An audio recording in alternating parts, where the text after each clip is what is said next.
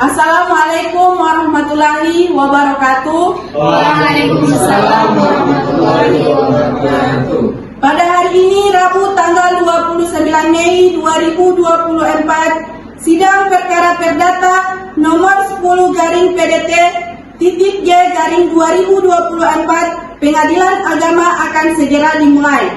Majelis Hakim akan memasuki ruang sidang. Hadirin dimohon berdiri.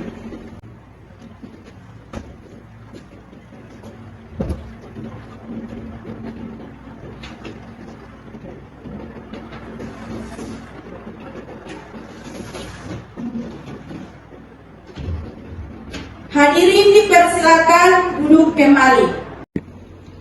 Selama proses persidangan diharapkan para hadirin untuk tetap tenang.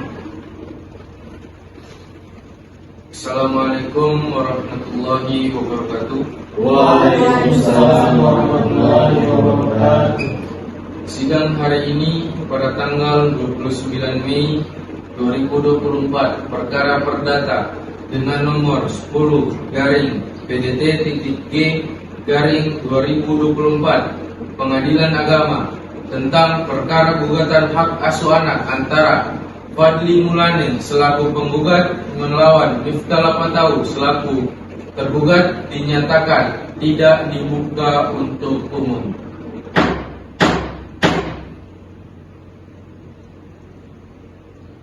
Saudara kuasa hukum penggugat dan kuasa hukum tergugat, dari laporan mediasi yang Majelis Hakim terima, ternyata dari proses mediasi tidak dicapai kesepakatan antara penggugat dan tergugat. Oleh karena itu, sidang akan dilanjutkan dengan cara pembacaan gugatan saudara kuasa hukum penggugat. Apakah saudara telah siap dengan gugatan saudara? Siap, Yang Mulia. Silahkan dibacakan. Kepada kuasa hukum tergugat dimohon untuk memperhatikan dengan seksama. Baik, Yang Mulia, sebelumnya izinkan saya untuk memberikan salinan gugatan kepada Yang Mulia dan kuasa hukum tergugat. Silahkan.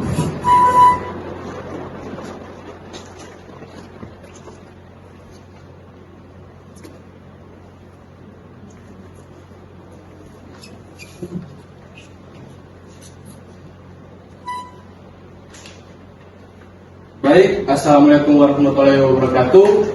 Waalaikumsalam warahmatullahi wabarakatuh. Saya di sini sebagai kuasa hukum penggugat ingin membacakan gugatan hak asuh anak, di mana surat gugatan tersebut berisi: dengan hormat penggugat mengajukan gugatan hak asuh anak dengan alasan atau dalil-dalil sebagai berikut. 1. Bahwa pada tanggal 20 April 2015 penggugat dengan tergugat melangsungkan pernikahan yang dicatat oleh pegawai pencatatan nikah Kantor Urusan Agama Kecamatan Kota Timur, Kota Gorontalo, sesuai dengan kutipan akta nikah nomor 310/AN/2015 tanggal 20 April 2015. 2. Bahwa selama pernikahan tersebut penggugat dengan tergugat telah dikaruniai keturunan bernama Al-Fatih Mulane, lahir di Gorontalo tanggal 20 Mei 2016, dan anak tersebut sekarang berada dalam asuhan tergugat. 3. Bahwa pada tanggal 20 Juni 2023 antara penggugat dan tergugat telah terjadi perceraian berdasarkan putusan Pengadilan Agama nomor 0276-G/2024-PAGTLO tanggal 20 Juni 2023 dengan akta cerai nomor 0759-AC/2023-PAGTLO tanggal 20 Juni 2023, bahwa alasan penggugat mengajukan perkara ini dikarenakan menurut penggugat jika anak diasuh tergugat maka kebutuhan finansial anak tidak terpenuhi. Poin selanjutnya, bahwa penggugat sangat mengkhawatirkan perkembangan anak tersebut. Oleh karena itu, agar mendapatkan kepastian hukum, penggugat sangat memerlukan surat penetapan penguasa anak tersebut. Selanjutnya, bahwa penggugat menjelaskan tergugat melarang penggugat menemui sang anak. Selanjutnya, penggugat sanggup membayar seluruh biaya yang timbul akibat perkara ini. Berdasarkan alasan atau dalil-dalil di atas, penggugat mohon agar Ketua Pengadilan Agama Kota Gorontalo, Majelis Hakim berkenan agar memeriksa dan mengadili perkara ini. Selanjutnya, menjatuhkan putusan yang amarnya berbunyi: 1. Mengabulkan gugatan penggugat. 2. Menetapkan pengasuhan anak yang lahir pada perkawinan penggugat dan tergugat yang bernama Al-Fatih Mulane, lahir di Gorontalo tanggal 20 Mei 2016 untuk diasuh oleh penggugat. 3. Menghukum tergugat untuk menyerahkan anak bernama Al-Fatih Mulane, lahir di Gorontalo tanggal 20 Mei 2016 untuk diberikan kepada penggugat. 4. Membebankan seluruh biaya yang timbul kepada penggugat, atau apabila pengadilan agama berpendapat lain, mohon putusan yang seadil-adilnya. Demikian atas terkabulnya gugatan ini, penggugat menyampaikan terima kasih. Sekian yang mulia, terima kasih. Baiklah, dipersilahkan kepada kuasa hukum tergugat untuk membacakan eksepsi. Baiklah, ini yang mulia. Ya, silakan. Bismillahirrahmanirrahim. Assalamualaikum warahmatullahi wabarakatuh. Perkenalkan, saya sebagai kuasa hukum tergugat, saya akan membacakan eksepsi terhadap penggugat. Baiklah, dengan ingin mengajukan jawaban dengan alasan sebagai berikut. Yang pertama, bahwa gugatan penggugat adalah mengajukan perkara ini dikarenakan menurut penggugat, jika anak diasuh tergugat, maka kebutuhan finansial anak tidak terpenuhi. Padahal sebenarnya tergugat bisa memenuhi semua finansial tersebut. Yang kedua, bahwa gugatan penggugat adalah penggugat sangat mengkhawatirkan perkembangan anak tersebut. Tetapi menurut tergugat, selama anak tersebut tinggal bersama tergugat, tumbuh kembang anak itu sangat terjamin. Yang ketiga, dalam gugatannya, penggugat menyatakan bahwa tergugat melarang penggugat menemui anaknya dengan memiliki alasan, yaitu tergugat sudah tahu bahwa penggugat akan mengambil sang anak secara paksa. Yang keempat, berdasarkan alasan tersebut dalam eksepsi ini, maka gugatan penggugat haruslah dinyatakan tidak dapat diterima. Sekian, terima kasih yang mulia. Baik, selanjutnya apakah ada rekonvensi dari gugatan penggugat? Ya, ada yang mulia. Silakan. Baiklah, izin yang mulia. Dalam rekonvensi, tergugat memohon agar penggugat memberikan 30% dari penghasilan Pak Fadli untuk nafkah anak.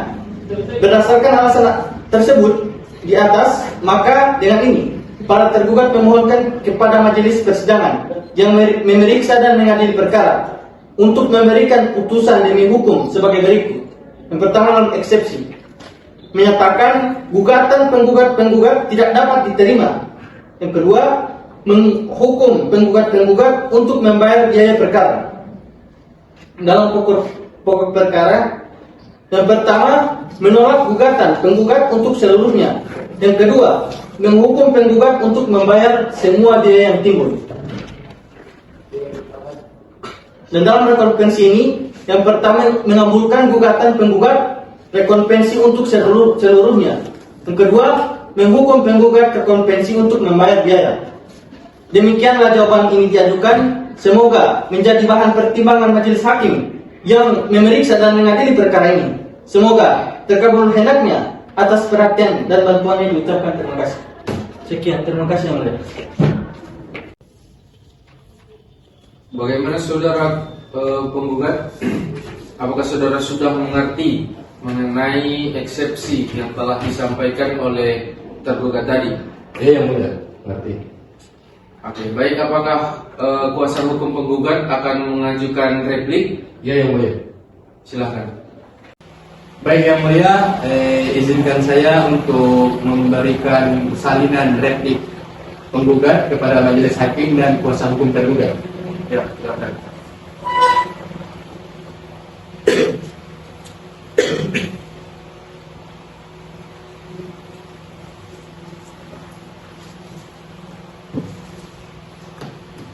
Baik, Assalamualaikum warahmatullahi wabarakatuh. Saya di sini sebagai kuasa hukum penggugat ingin membacakan replik Dengan hormat, setelah penggugat membaca dan mempelajari serta memahami eksepsi dan jawaban tergugat terhadap gugatan penggugat dalam perkara perdata nomor 10 garing PDT titik G garing 2024 garing PA GDLO yang diajukan pada tanggal 29 Mei di hadapan majelis hakim yang memeriksa dan mengadili perkara ini, maka dengan ini penggugat mengajukan repliknya. Dalam eksepsi, bahwa yang dikemukakan oleh tergugat dalam eksepsinya sama sekali tidak dapat dibenarkan. Hal ini karena menurut penggugat bahwa selama anak diasuh oleh tergugat, tumbuh kembang anak tidak terlihat, dikarenakan penggugat melihat dari berat badan anak yang semakin menurun. Penggugat bisa melihat bahwa hal tersebut dikarenakan kebutuhan yang kurang secara finansial maupun kasih sayang. 2. Bahwa yang dikemukakan oleh tergugat dalam eksepsinya sama sekali tidak dapat dibenarkan. Bahwa tergugat mengatakan bila mana penggugat ingin mengambil paksa anak tersebut. Padahal menurut penggugat, ia hanya ingin mengajak jalan dan ingin meluangkan waktu lebih lama dengan anak tersebut, apalagi sudah setahun setelah perceraian penggugat jarang menemui sang anak dikarenakan kesibukan penggugat, tetapi tergugat membuat opini bahwa ingin mengambil paksa anak tersebut. Dalam pokok perkara, 1. Bahwa penggugat menolak semua dalil-dalil yang dikemukakan oleh tergugat dalam gugatannya, kecuali hal-hal yang sudah dijelaskan dan sudah diakui oleh tergugat.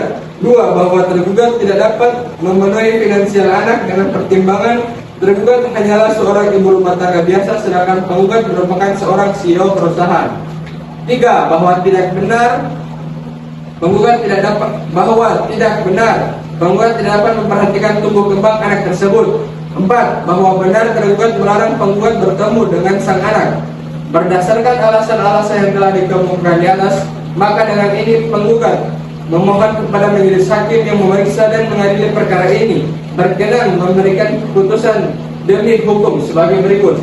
A. Dalam eksepsi 1, menolak eksepsi tergugat untuk seluruhnya kecuali hal-hal yang sudah diakui oleh tergugat. 2. Mengabulkan gugatan penggugat untuk seluruhnya. B. Dalam pokok perkara 1, mengabulkan gugatan penggugat untuk seluruhnya. 2. Menghukum tergugat untuk membayar semua biaya yang timbul dalam perkara ini. Demikianlah replik penggugat terhadap eksepsi dan jawaban tergugat diajukan ke hadapan majelis hakim yang memeriksa dan mengadili perkara ini. Semoga terkabul hendaknya itu penggugat. Ucapkan terima kasih. Sekian, terima kasih. Oke, baik. Saudara kuasa hukum tergugat, apakah saudara sudah mengerti mengenai replik yang telah dibacakan oleh saudara penggugat tadi? Ya, mulia. Saya sudah mengerti. Baik, apakah saudara kuasa hukum tergugat akan mengajukan duplik mengenai replik yang telah dibacakan tadi? Ya, yang mulia. Akan tetapi sebelum saya membacakan duplik terhadap penggugat, izinkan saya untuk memberikan salinan duplik kepada hakim ketua dan kuasa hukum penggugat. Silakan.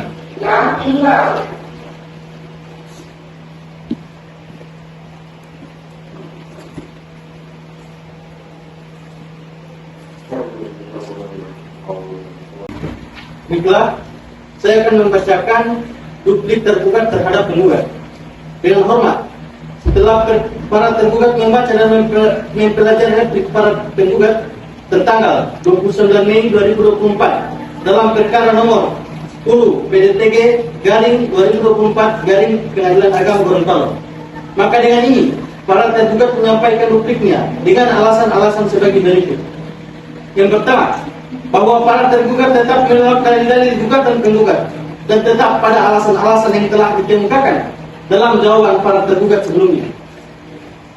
Yang kedua, bahwa tidak dibenarkan jawaban penggugat dalam poin 2, yaitu penggugat ingin bertemu dengan si anak dengan alasan ingin mengajak jalan anak tersebut, melainkan penggugat datang ingin mengambil anak tersebut secara paksa, dan setelah si perceraian si penggugat tidak pernah menemui si anak. Dengan ini, tergugat merasa penggugat memutarbalikkan fakta dan menuduh tergugat menghalang-halangi penggugat menemui si anak. Yang ketiga, bahwa tidak benar tergugat tidak dapat memenuhi kebutuhan dan kasih sayang si anak.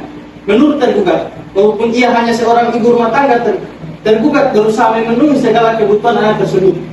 Kasih sayang anak tersebut juga terjamin karena tergugat selalu meluangkan waktu dan memberikan perhatian kepada si anak. Apalagi setelah perceraian, tergugat tidak pernah menelantarkan si anak, walaupun tergugat merupakan single parents.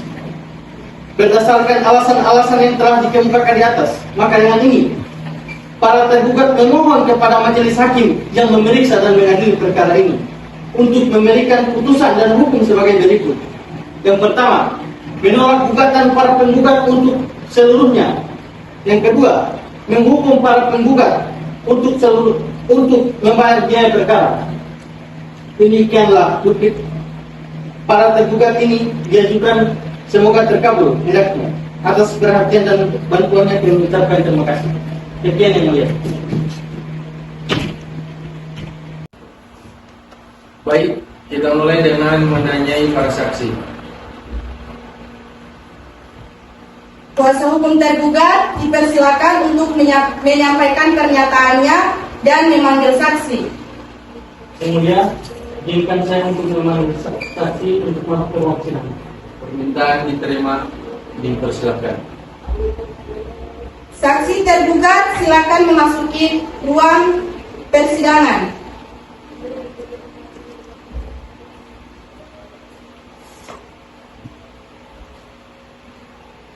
Saksi tergugat silakan maju ke depan untuk bersumpah.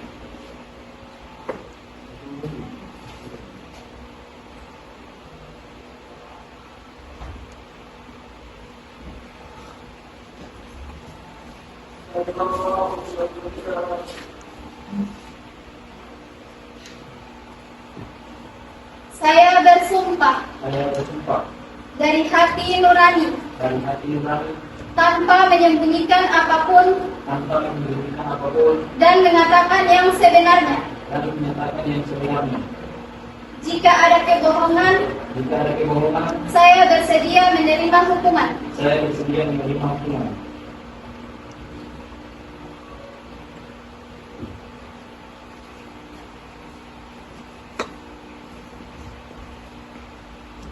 Oke, selanjutnya pengacara penggugat silahkan menanyai saksi. Baik. Saksi, apakah Anda mengenal penggugat? Apa hubungan Anda dengan penggugat? Saya adalah karyawan dari beliau karena beliau adalah aksiun di perusahaan saya. Apakah Anda pernah melihat gerak-gerik penggugat dengan saudari Nabila? Iya, saya pernah melihat karena mereka berdua serang bermesra-mesraan di perusahaan pada saat jam-jam kosong. Saksi, apakah Anda dibayar untuk menjadi saksi dan memberikan keterangan palsu? Jawab ya atau tidak? Izin keberatan yang mulia. Silakan. Kuasa hukum penggugat tidak seharusnya memberikan pernyataan yang menjebak kepada tergugat. Hal ini telah diatur dalam pasal 166 KUHP yang menyatakan bahwa pertanyaan yang tertulis menjebak tidak boleh diajukan. Sekian, terima kasih mulia. Baik, keberatan diterima. Kuasa hukum penggugat tolong menanyai, jangan keluar konteks. Tanya, ajukan pertanyaan yang spesifik. Baik, yang mulia. Sekian saja. Terima kasih. Saudara saksi dimohon untuk kembali ke tempat dan bisa langsung meninggalkan ruang sidang.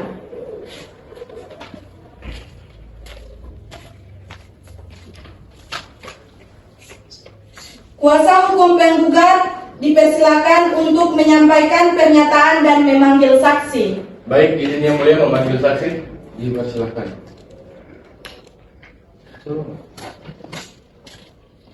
Saksi penggugat silakan memasuki ruang sidang.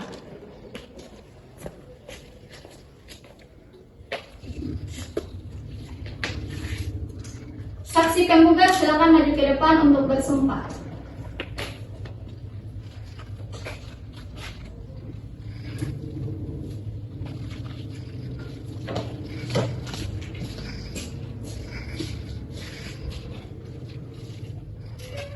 Saya bersumpah Saya bersumpah dari hati nurani dari hati nurani tanpa menyembunyikan apapun tanpa menyembunyikan apapun dan mengatakan yang sebenarnya. dan menyatakan sebenarnya. Tidak ada kebohongan. Tidak ada kebohongan. Dan jika ada kebohongan, Dan jika ada kebohongan, saya bersedia menerima hukuman. saya bersedia menerima hukuman.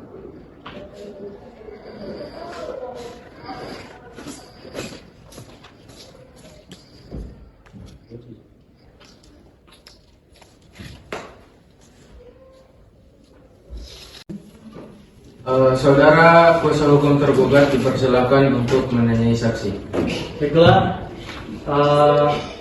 saya akan bertanya kepada saksi, apakah Anda memiliki hubungan dengan saudara penggugat? Tidak, kami hanya sebatas rekan kerja, dan beliau Bapak Paldi adalah bos saya dan saya sebagai karyawannya. Baiklah, apakah saudara penggugat pernah melihat penggugat bermesraan dengan saudari Nabila? Tidak pernah, mereka hanya sebatas rekan kerja seperti bos dan sekretarisnya saja.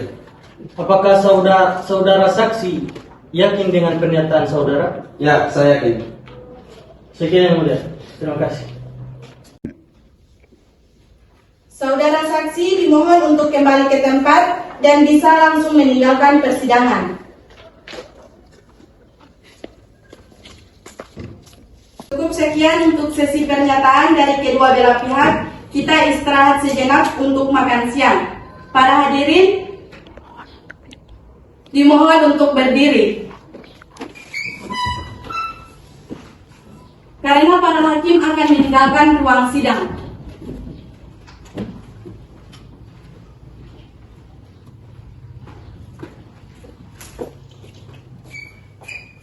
Para hadirin dipersilakan untuk duduk.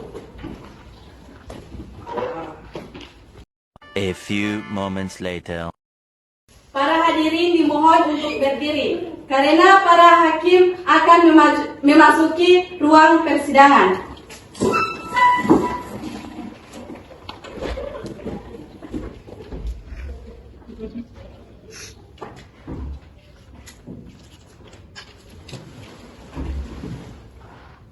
Hadirin dimohon untuk duduk. Baik, persidangan kita mulai kembali. Dimohon untuk semua hadirin persidangan agar tetap tenang. Dari semua pernyataan yang sudah disampaikan dan juga kesaksian dari para saksi dapat dilihat bahwa penggugat sibuk dengan pekerjaannya sehingga tidak memungkinkan dapat memenuhi kebutuhan sang anak untuk memberi perhatian dan juga kasih sayang layaknya seorang ayah. Pengacara penggugat silakan menyampaikan pernyataannya. Baik, yang mulia izin berbicara. Silakan. Baik, menurut pasal 41A Undang-Undang Perkawinan yang berbunyi, baik ibu atau bapak tetap berkewajiban memelihara dan mendidik anak-anaknya semata-mata berdasarkan kepentingan anak. Bila mana ada perselisihan mengenai penguasaan anak, pengadilan memberi keputusannya. Dan pada pasal 14 Undang-Undang 35/2014 ayat 1, setiap anak berhak untuk diasuh oleh orang tuanya sendiri kecuali jika ada alasan dan atau aturan hukum yang sah dan menunjukkan bahwa pemisahan itu adalah demi kepentingan terbaik bagi anak dan merupakan pertimbangan terakhir. Saya ingin hak asuh anak jatuh ke tangan klien saya karena klien saya mempunyai finansial yang mendukung untuk mengurus dan menafkahi anaknya. Dan apabila klien saya sedang bekerja atau ada kesibukan lain, masih ada orang tua dari klien saya yang dapat mengurus anaknya, yang dapat memberikan kasih sayang dan perhatian layak seorang ibu. Sekian pernyataan dari saya, mohon yang mulia hakim untuk mempertimbangkannya. Silakan pengacara tergugat untuk menyampaikan pernyataannya. Yang mulia izin berbicara. Silakan. Baiklah. Dalam putusan Mahkamah Agung nomor 102/K/1973 dikatakan bahwa dalam penentu pemberian hak asuh anak dalam perceraian haruslah mengutamakan ibu kandung. Hal ini ditetapkan dengan melihat kepentingan anak yang membutuhkan sosok ibu, di mana dalam hal ini anak kandung dari penggugat dan tergugat masih sangat membutuhkan sosok ibu di dalam kehidupannya, dan juga dalam hal ini kami sangat ingin melindungi kesehatan mental anak ini yang mulia, di mana ia tidak seharusnya tahu bahwa ayahnya berselingkuh dengan wanita lain. Jadi saya mohon pertimbangan yang mulia berdasarkan pernyataan dan fakta-fakta yang ada untuk memberikan hak asuh anak kepada klien saya. Sekian, hanya itu. Terima kasih yang mulia. Baik, atas pernyataan dari kedua kuasa hukum penggugat dan tergugat, saya meminta pertimbangan dari para majelis hakim untuk memutuskan hak asuh anak kepada saudari Fadli atau saudari Miftah.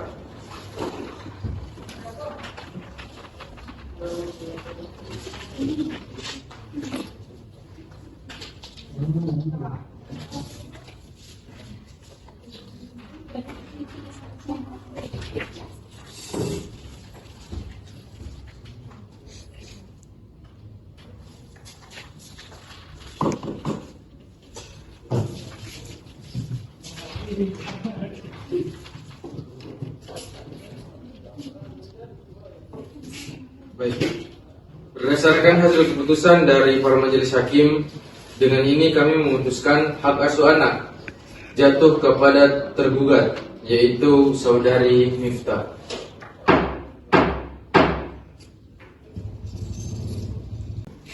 Selanjutnya laporan putusan hak asuh anak Pengadilan Agama Kota Gorontalo nomor perkara nomor 10 garing PDT titik G garing 2024 titik garing PA garis datar GTLO atas nama Fadli Mulane Esos, tempat tanggal lahir Gorontalo 17 Agustus 1991, umur 33 tahun, pekerjaan CAO PT Mayora, tempat kediaman di Jalan Harapan Raya, Kelurahan Sidomulyo, Kecamatan Kota Barat, Kota Gorontalo. Selanjutnya disebut penggugat atas nama Mita Lapatau, tempat tanggal lahir Gorontalo 6 Januari 1995, umur 29 tahun, pekerjaan ibu rumah tangga, tempat kediaman di Jalan Gelatik, Kelurahan Heledula Utara, Kecamatan Kota Timur, Kota Gorontalo. Selanjutnya disebut tergugat nama Al-Fatih Mulani, tempat tanggal lahir Gorontalo 20 Mei 2016 dengan umur 8 tahun. Selanjutnya disebut anak dari penggugat dan tergugat. Latar belakang kasus, cerita ini dimulai dengan pasangan suami istri Fadli dan Mita yang menikah selama 10 tahun dan memiliki satu anak, Al-Fatih Mulane, yang berumur 8 tahun. Setelah bertahun-tahun mengalami konflik rumah tangga, mereka memutuskan untuk bercerai. Perceraian ini memunculkan perdebatan sengit mengenai siapa yang akan mendapatkan hak asuh anak atas nama Al-Fatih Mulane. Fadli dan Mita memutuskan untuk membawa kasus hak asuh anak ke pengadilan. Fadli merasa bahwa dia mampu memberikan stabilitas keuangan dan lingkungan yang aman bagi anak. Sementara Mita yakin bahwa sebagai ibu dia memiliki ikatan emosional yang lebih kuat dengan anak mereka. Pertimbangan hakim. Hakim mempertimbangkan bahwa hak asuh anak akan jatuh kepada orang tuanya, yaitu antara tergugat maupun penggugat. Kondisi ekonomi dan pekerjaan orang tua. Ayah, CAO PT Mayora, kondisi ekonomi yang sangat mapan dan terjamin. Ibu, yaitu ibu rumah tangga, kondisi keuangan yang cukup. Kondisi psikologi anak, dalam keadaan sehat dan perkembangan anak baik secara fisik dan mental selama diasuh oleh tergugat, yaitu Mita Lapatau. Lingkungan tempat tinggal, berada di lingkungan yang baik dalam kawasan anak-anak pada umumnya. Hubungan anak dengan orang tua baik dan cukup kasih sayang secara emosional. Selanjutnya pendapat anak. Seorang anak mengatakan bahwa saya mau bersama mama karena mama selalu sayang sama saya. Itulah yang dikatakan oleh sang anak. Kemudian keputusan pengadilan. Keputusan pengadilan bahwa hak asuh anak jatuh kepada tergugat, yaitu sang ibu atas nama Mita Lapatau. Hak asuh anak diberikan kepada saudari Mita Lapatau dengan alamat Jalan Gelatik, Kelurahan Heledula Utara, Kecamatan Kota Timur, Kota Gorontalo. Selanjutnya hak kunjungan. Hak kunjungan diberikan kepada Fadli Mulane dengan setiap weekend atau saat 1 minggu sekali saat menjemput anak harus ada persetujuan dari tergugat, yaitu minta lapat tahu. Nafkah anak 30% dari pendapatan penggugat, yaitu Fadli Mulane. Ketentuan lain, anak merasa kurang kasih sayang dari orang tua laki-laki, yaitu Fadli Mulane. Menutup, demikian keputusan ini dibuat untuk dilaksanakan sebagaimana mestinya dengan sebaik-baiknya. Ditetapkan di Gorontalo pada tanggal 29 Mei 2020. Hakim Ketua atas nama Muhammad Hudan Firdaus SHMH, kemudian Panitra Eko Soaib SH.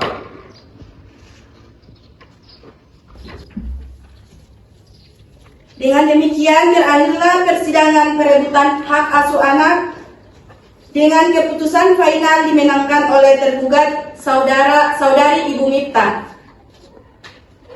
Para hadirin bisa meninggalkan ruang sidang.